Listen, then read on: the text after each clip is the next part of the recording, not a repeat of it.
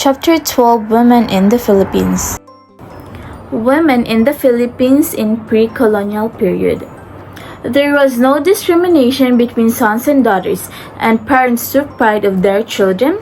All children are educated equally, and each took an active role in society when they grew up.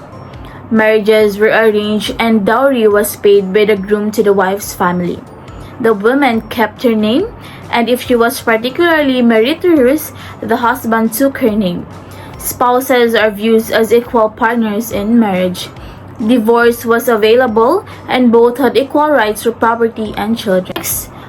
Women were free to exercise their decisions concerning reproduction with abortion an option. Women played an important role in the economic.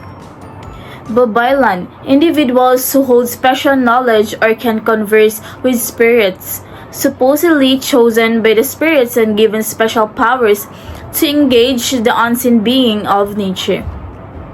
A culture bearer, priestess, and myth keeper, healing not only one's body and soul but also one's relationship with the spirits and nature. During the Spanish colonial in the Philippines, Filipino women were subjective to rigid gender roles influenced by Spanish clergy and authorities, who viewed them as modest, chaste, and confined to the domestic sphere. The ideal Filipina was seen as obedient, self-sacrificing, and withdrawn from public life, with Maria Clara, a character from Jose Rizal's Noli Me Tangere, symbolizing this ideal. Despite these constraints, many Filipinas showed intelligence and strength, and some even actively resisted colonial rule, as seen in the 1890s intellectual Masonic lodge Logia de Adopcion, which had anti-Spanish sentiments. Maria Clara, a literary symbol of an ideal woman during the Spanish era, embodying the virtues of modesty, obedience, and purity. Logia de Adopcion, a Masonic lodge of intellectual women in the 1890s that expressed anti-Spanish views and challenged colonial authority. Women during American period. From the 90s to 1920s, most women groups furthered the presence of women in the public sphere by focusing on charity work and social services. Also, decision-making at top levels in all this movement had largely been done. Three insights of the American period to martial law. First, movements were begun and dominated by men.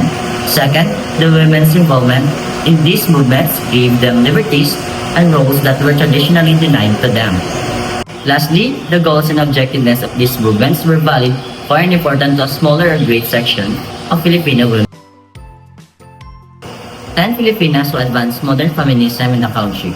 First, Leticia Ramos Shahan, a former senator, chairperson of National Commission on the Role of Filipino Women, country representative to the first Commission on the Status of Women, and one of the women who spearheaded and sole drafter of CEDAW. Patricia Benitez Lacuanan, a former chairperson of CHED, a National Commission on the Role of Filipino Women, Commission on the Status of Women, Main Committee for World Conference of Women, and co-founder of the Asia-Pacific Women's Watch, the convener of the Asia-Pacific NGO Forum. Lastly, Teresita Quintos de Leza, a peace advocate and former chair and co-founder of Coalition for Peace, National Peace Conference. Fourth, Sister Mary John Manansan, OSB, a feminist activist, former Gabriela chairperson, and the former president of St. Scholastica's College, one of the top 100 inspiring people in the world in 2011.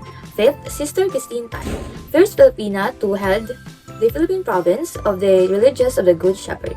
Sixth, Joy Barrios, Maria Josephine Barrios, a popular poet, actress, scriptwriter, and activist. Her works include To Be a Woman is to Live at a Time of a War.